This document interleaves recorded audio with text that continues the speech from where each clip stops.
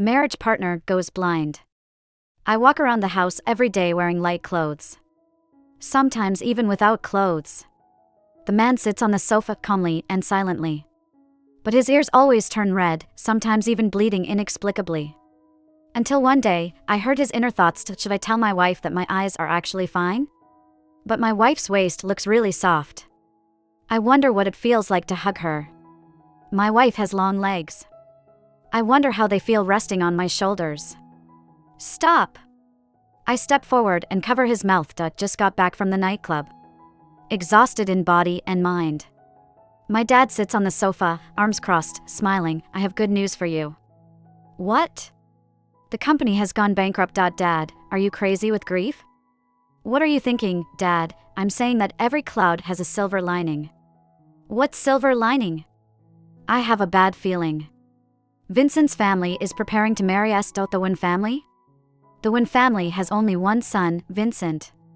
But he was recently blinded in a car accident. I have to marry a blind man? No way. I haven't had enough fun yet. So you're selling your daughter? I feel like I'm facing a great enemy, Dad. Actually, I have mixed feelings. I like to cheat. If I go to the Wynn family, I might get my legs broken, and Vincent is a blind man. How can I call him my future husband? My dad got angry. 3 days later, I was tied up and thrown into the wedding car. At the wedding. The host, Mr. Vincent, do you want to marry Miss Jenny? The man in front of me had deep, cold eyes, looking sophisticated in a black suit that made him look like a movie star from a poster. I do. He spoke, his voice cold. The blind jerk. Ice cold. You won't get me. Being handsome doesn't pay the bills, you know? The host turned to me. Miss Jenny, do you want to marry Mr. Vincent as your husband? I immediately shouted, I don't want to. I don't want to. The bodyguards behind me quickly covered my mouth. The host still maintained a polite smile. All right. It seems like you two are a match made in heaven. In the middle of the night, still tied up and thrown onto the marriage bed. I cursed my dad till I was out of breath, feeling drowsy. In a daze, someone walked in through the door. The sound of polished dress shoes treading on the wooden floor, tapping against my eardrums. I instantly woke up, shouting, help! Forced marriage! Help, Jenny! The man brushed his cuffs methodically. His voice was like the rain on a winter night, sending shivers down my spine. What are you going to do? I stared at him, watching as he approached. Wasn't he blind? How was he walking so steadily without a cane? Vincent! Please, let me go. I can introduce you to someone else, my best friend. She's beautiful and gentle. Please, I'll beg you on my knees. His face was only 10 centimeters away from mine. A coldness emanated from him. Though his pitch-black eyes saw nothing, they were full of coercion and danger. But we had already held a wedding. He straightened up, reaching out as if to touch my head. I immediately backed away. It's okay. You can let me go. But your dad's company needs funding. I was stunned. After going bankrupt, I would go back. The house and cars in our family were probably all sold. The debts I owed would take me a lifetime to repay. Shivers ran down my spine. My face immediately changed. Oh, I was just kidding. I am actually very willing to marry you, after all, because you are so rich. I sneered inwardly. Just get married. I'm just freeloading a husband. Once my dad's company recovers, I can leave, right? I quickly rationalized.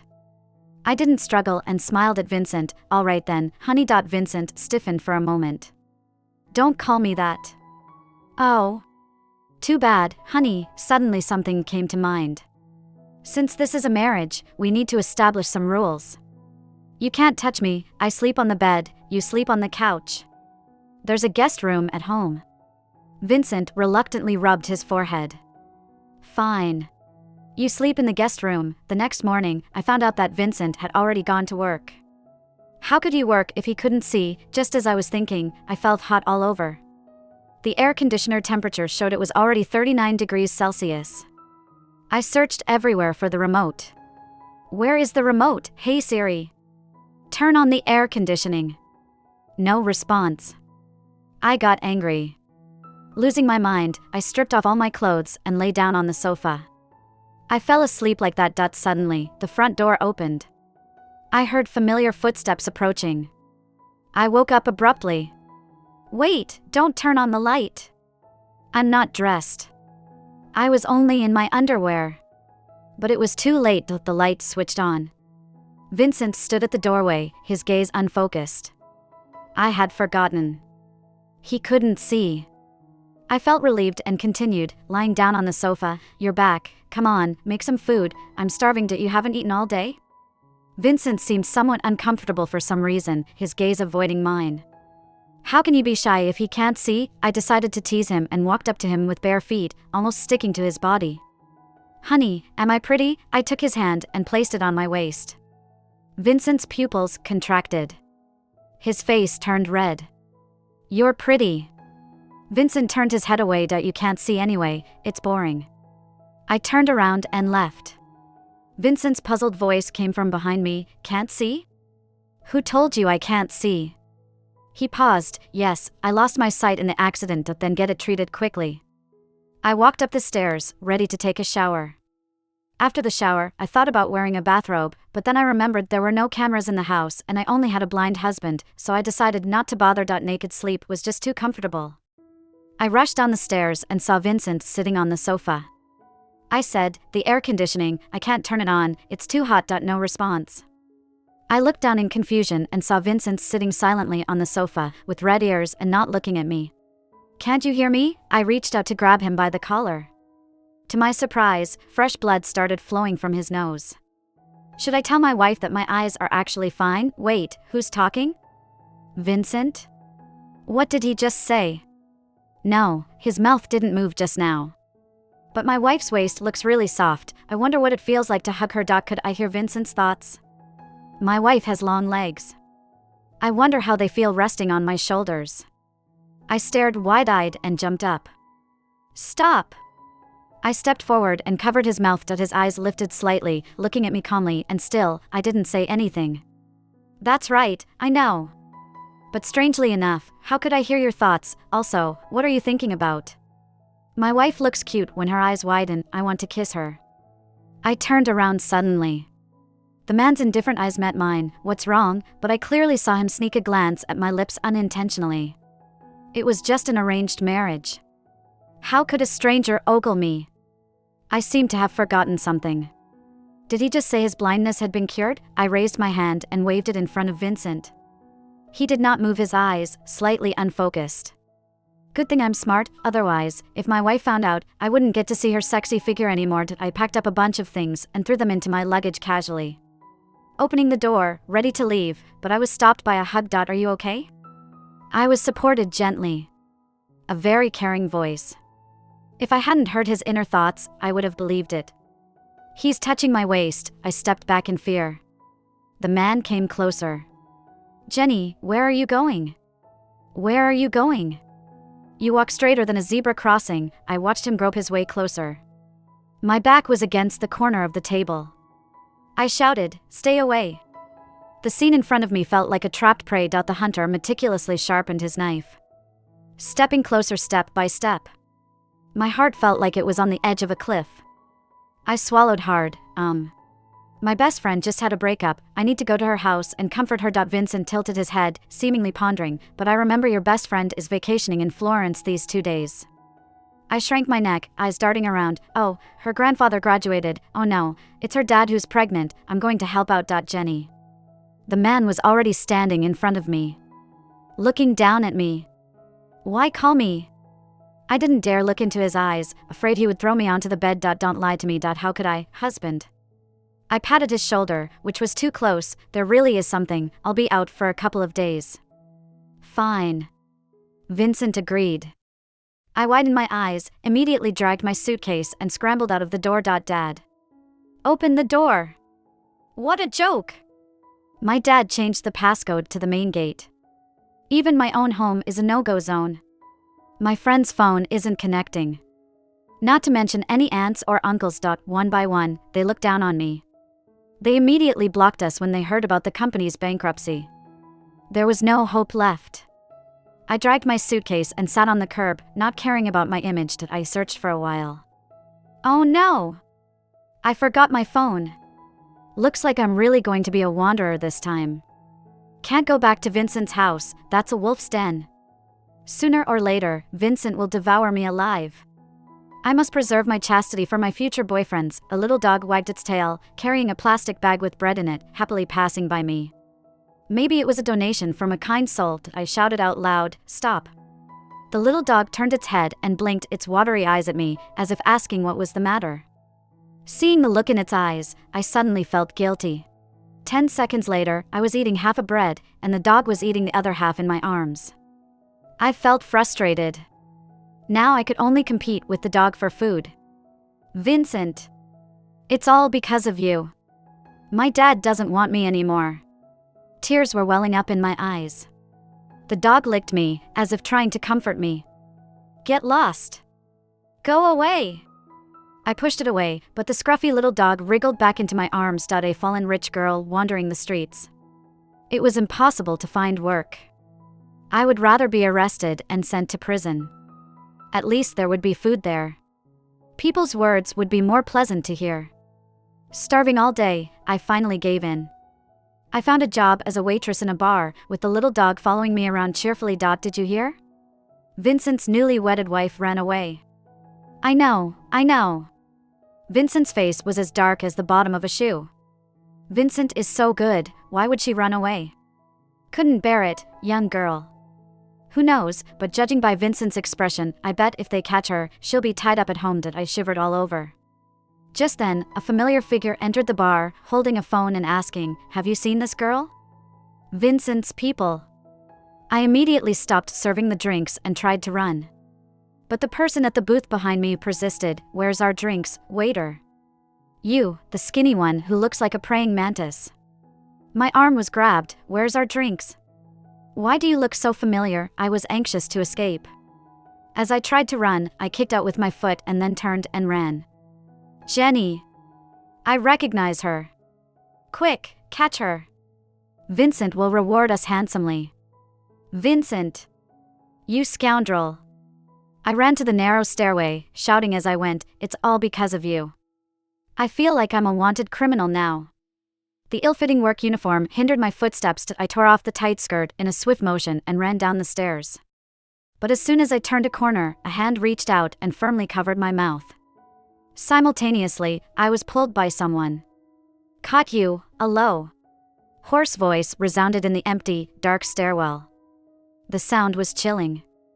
I found myself being tightly embraced by a tall, warm body, as if being embedded deep into my bones. Vincent, I tried to shout, but my chin was held up and I was told, "Be good, it'll hurt if you struggle."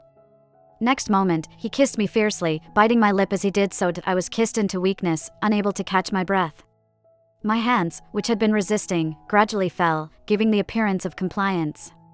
Time seemed to stand still in the stairwell, with only the sound of our rapid heartbeats and the ambiguous sounds of sucking and rustling of clothing filling the air. This was punishment. The man finally stopped and, with our noses almost touching, breathed heavily. Tears welled up in my eyes as I raised my head. "It's all your fault, my dad doesn't want me anymore." Vincent lifted a hand to wipe the corner of my mouth. "Well, blame me. It's all right, I have you now." Upon hearing this, I instantly snapped out of my daze. "Why did you kiss me?" I struggled to break free and moved backward. "Your eyes were never really injured. You lied to me." "Oh, you found out." Vincent glanced at me, unfazed. "You pervert. My underwear was exposed by you." "So what?" Vincent rose to his feet, his tall figure looming over me. "We are married, after all. But I don't like you."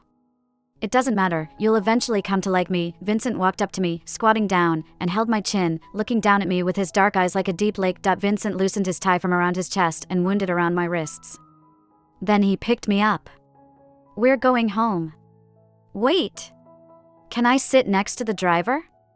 I politely spoke up.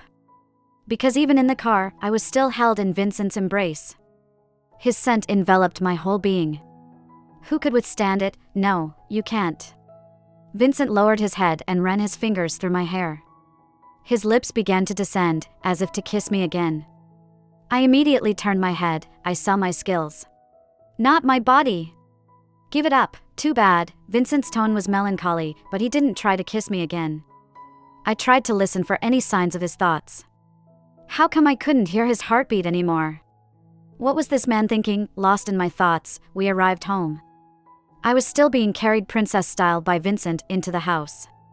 Don't run around like that in the future, Vincent paused. Your father. Don't mention him to me. I grew angrier the more I thought about it. Am I even his real daughter anymore? Ever since my mom passed away, he's been unbearable. He even sold me to you. The more I thought about it, the more wronged I felt. I sobbed, and I still have to compete with a dog for food. Vincent fell silent for a moment, seeming to have something to say, but he didn't speak. He just pulled me into a hug. It's okay, from now on, you can try to rely on me. Rely on you? I might as well rely on my little dog. At least the dog isn't as twisted as you, I thought to myself. It seemed like there was no escaping now. Working as a waitress in a bar, roaming the streets, I might as well stay at his house honestly. At least there would be food and drink. I had made up my mind. If he wanted to hug me, let him hug me. If he wanted to kiss me, let him kiss me. Being held by him was actually quite comfortable. Before long, I fell asleep. I must admit, he was quite skilled in kissing. As we kissed, he sat in a chair, casually pulling me onto his lap, and I hooked my arms around his neck. At night, as I drifted off to sleep, I suddenly felt hot. I woke up and realized that the air conditioning in the master bedroom was broken. Then I'll just sleep on the floor. It'll be cooler. 10 seconds later, my back ached and I sat up, unable to bear it. I pushed open the door to the guest bedroom and was met with a cool breeze. Ah, comfortable. Jenny? The man in the bed woke up, fumbling to turn on the bedside lamp. What's wrong? Today, I checked feng shui with my phone. And it said the master bedroom's feng shui is bad. Let's switch rooms, you go to the master bedroom. Before I could oppose, I pushed Vincent out of the room and locked the door. Air conditioning, here I come. But before I could celebrate for 2 seconds, the locked door suddenly shook. I heard the sound of a key being inserted and turned. Before I could react, the door swung open. A figure walked over to the bed. Jenny? I buried my head in the blanket, pretending to be half asleep. I'm tired, stop fooling around, go back to sleep. The next moment, the bed sank slowly. I was embraced along with the blanket. Roll over. I struggled hard. How could I sleep with a man? This was my bottom line. Wait a minute. This is actually quite comfortable. I lifted my legs and rested them on the man's waist, snuggling in his embrace like a doll. It felt incredibly secure. It had been years since I felt such a comforting hug after my mom left when I was 5. All right, let's just hug for one night. I mumbled a couple of words and fell asleep soundly. Unaware of the smug smile on the man's face in the darkness, I slept until 7 o'clock. Vincent was no longer there. I went out to walk the dog, play with the cat, and joined the old man in practicing Tai Chi. Girl, don't learn this from me, I'm afraid. I was stretching stiffly, kicking over a railing, and then propped it back up. When I looked up, I suddenly saw a familiar figure. Tall and slender, dressed in a black windbreaker, he was smiling warmly and charmingly chatting with an old lady by the roadside. But when he turned and saw me, his smile disappeared. My heart raced. My feet moved unconsciously to follow. Allan. Allan. The man reluctantly stopped, glancing coldly at me. What is it? I clutched my clothes tightly. How have you been recently? Thanks to you, not bad. Allan furrowed his brows, taking a step back. We haven't seen each other in a long time. Can we have a meal together? I mustered up the courage to look at him. Allan was the guy I had a crush on for 4 years. Unfortunately, he also liked someone else. After the college entrance exam, he asked me to deliver a love letter to that girl. The next day when I tried to explain, but the girl had already gone abroad. Allan heard somehow that I had a crush on him, so he destroyed the love letter. If it weren't for you, Wendy would have stayed. I bit my nails and kept apologizing. I'm sorry, but I really didn't tear up that love letter. Enough. Allan cut me off. We shouldn't see each other again in the future. I'm sorry. I was so stupid that all I could say was this, but it didn't prove my innocence. Are you still holding a grudge against me? Seeing that Allan didn't immediately agree to my dinner invitation, I started to panic. But that love letter. However, Allan interrupted me coldly. Approaching to grab his hand. Allan. Let go. He shook off my hand as if in disgust. I fell to the ground, and when the man just paused for a moment, looking back coldly, he left without a word. I sat on the ground for a long time, until a figure stood in front of me. Are you hurt? The man's frosty brows suddenly furrowed as he squatted down to lift me up and took me home. It wasn't until I was laid on the bed that I realized, Vincent, why aren't you at work? The man in front of me lowered his head, gently blowing on my wound. Oh, I forgot my documents. Then he raised my foot onto his knee with his left hand and applied iodine with his right hand to disinfect it. If it hurts, you can scream. Why didn't you ask the secretary to come back and get them? Vincent didn't reply, he just focused on cleaning my wounds carefully. His movements were gentle in an unbelievable way. Looking at the seriousness in his eyes, my heart suddenly felt strangely bitter. I didn't destroy that love letter, Vincent. Do you believe me? The man paused for a moment. I believe you. Vincent and I were high school classmates for a year. It was during the time when I pursued Allan aggressively. One time, I fell into the water. Someone saved me and left. When I woke up, I searched everywhere to find out who saved me. An old lady said she knew. It seemed like it was Allan. When I saw him again in school, I was deeply attracted by Allan's gentle and clean smile. Every morning, I would bring him breakfast, secretly give him drinks, and write his name Allan on them. Every time, there was a different sweetness in my heart. But I would always be taken away by his brother. Look at Jenny, what an ugly name, but Allan seemed to only see me as a friend. It was only until that love letter. We couldn't even remain friends after that. I lowered my head in disappointment and wiped away tears that weren't there. Vincent sighed, and then he hugged me and said, Jenny, what should I do with you? Suddenly, my best friend called me frantically. Jenny, do you know your dad is in the hospital? My phone fell to the ground. My mind went blank. Vincent finally told me the truth. My dad had late-stage stomach cancer. He didn't have much time left out with only a pampered daughter like me left. My dad entrusted me to Vincent, who he trusted more. The company didn't go bankrupt, and now it's temporarily under Vincent's management. It's like my dowry. When Vincent told me all of this, I was silent. Until I entered the hospital room. I saw my dad's surprised and helpless expression. I walked over smiling. Dad, not eating properly led to you falling ill, right? I found myself unable to sleep. At night, I lay awake staring into the darkness. Vincent would hold me, kiss away my tears, and say, Don't cry, I'm here for you. Let those tears out, my father deserves it. He never found the right class to attend my parent-teacher meetings, showed up in the wrong grade when I was in the 11th grade. Once. After finally finding the correct grade, he went to the wrong school. If my mom were still around, she would definitely give him a scolding. On the day of my college entrance exam, he kept urging me to finish quickly, saying parking fees were expensive. Even if I didn't pass, he would hand over the company to me. Vincent hugged me tighter. Jenny. Every time I woke up from a nightmare, Vincent was always there, saying, Jenny, I'm here. He would pour me a cup of hot water, watch me drink it down, and then gently wipe the water droplets from my lips. Go to sleep. He hugged me again. In the darkness of the night, I watched Vincent sleeping peacefully, with furrowed brows and a tired face from the constant running between the company and the hospital. I began to question if my presence was right or wrong. Dad, how are you and Vincent getting along?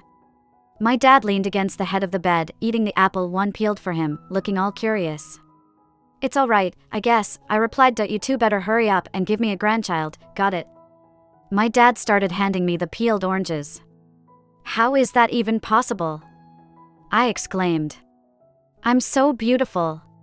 Born with good looks, a good personality, with suitors circling the globe twice a year to chase me.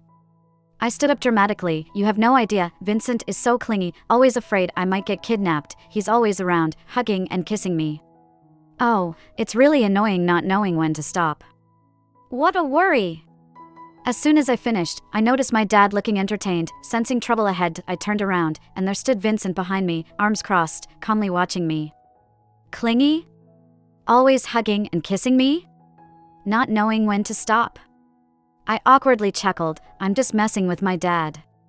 When I got back home that night, he held me down on the bed, kissing me as I laughingly protested, I was just joking. Vincent, let go. As my dad's health gradually improved, he mentioned that if I genuinely didn't like Vincent, he could find someone else for me. I hesitated before replying, let's discuss it later. While picking up medicine, I ran into Allan. Are you okay? Are you sick? I hurriedly approached him, wanting to hold his arm, but he pulled away. Jenny, I don't want to say this a second time, my matters are none of your concern, stop coming to find me.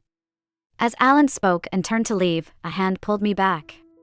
"Jenny, stay here," Vincent strode up to us. Opening his phone, he played a video in front of Allan. It was a class monitor surveillance video that Vincent asked the teacher to find, showing that Allan's good friend had secretly rummaged through Jenny's bag, torn up the love letter, leading to misunderstandings.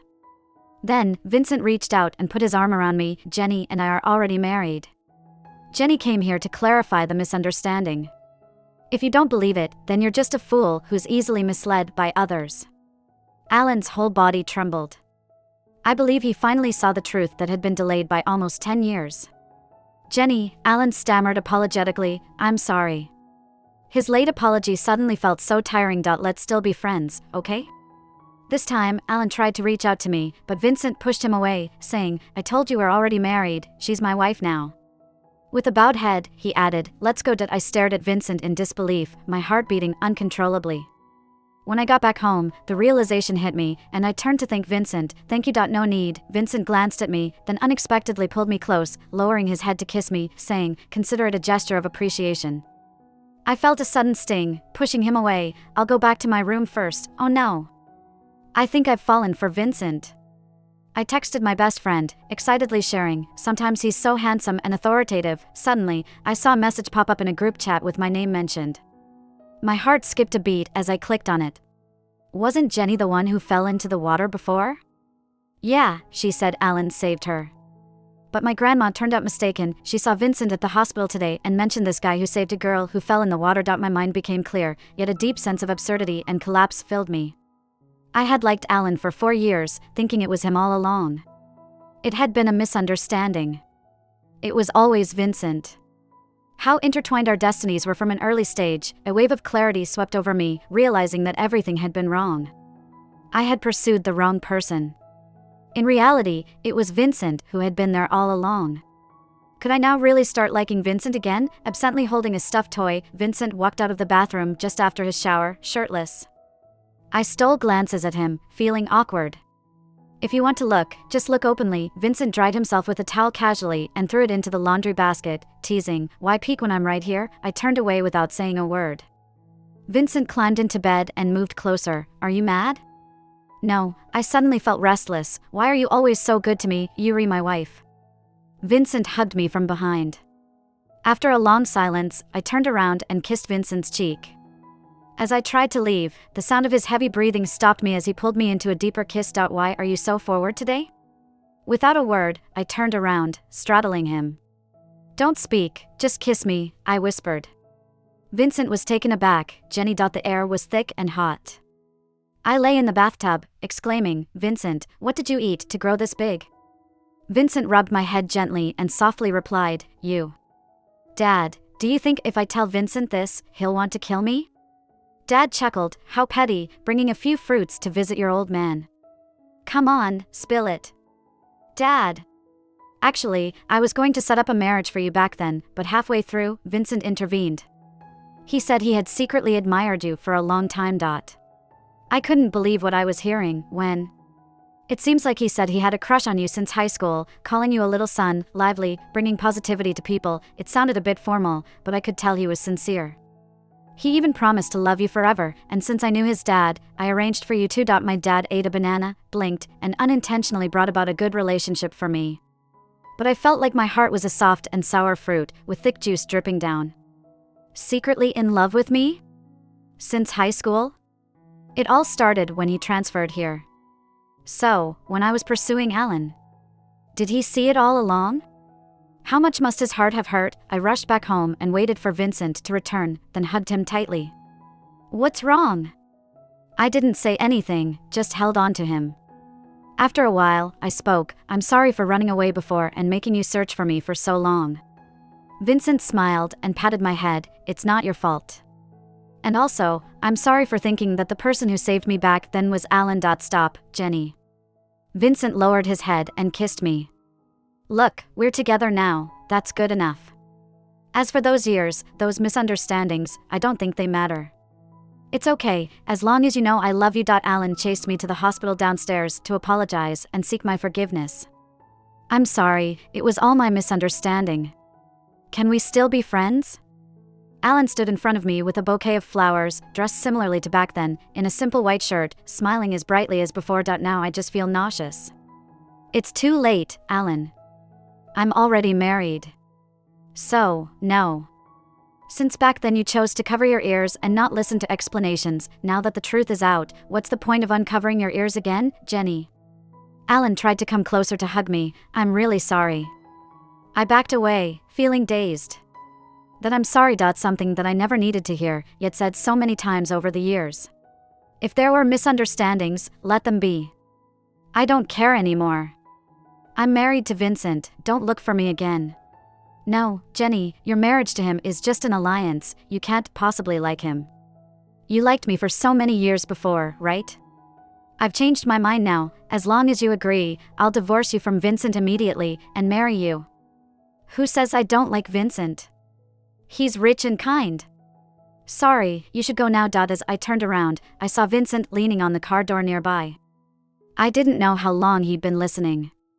Our eyes met, and I quickly looked away. What did you just say? Rich and kind, what was that? My face instantly turned red. I cleared my throat. Nothing, you misheard. Let's talk about it at home. My dad's condition stabilized. In the second month, I brought him a report. A man nearing 60, I saw him shed tears for the first time. He didn't cry when he found out he had cancer or during chemotherapy. But seeing me pregnant, he cried. I want to pick a name for him. Let's call him Winnie. I remember Jenny must have been a name he picked. It sounds like a name that makes you not afraid even in winter. Vincent held me and said, Jenny, let's name him Honey.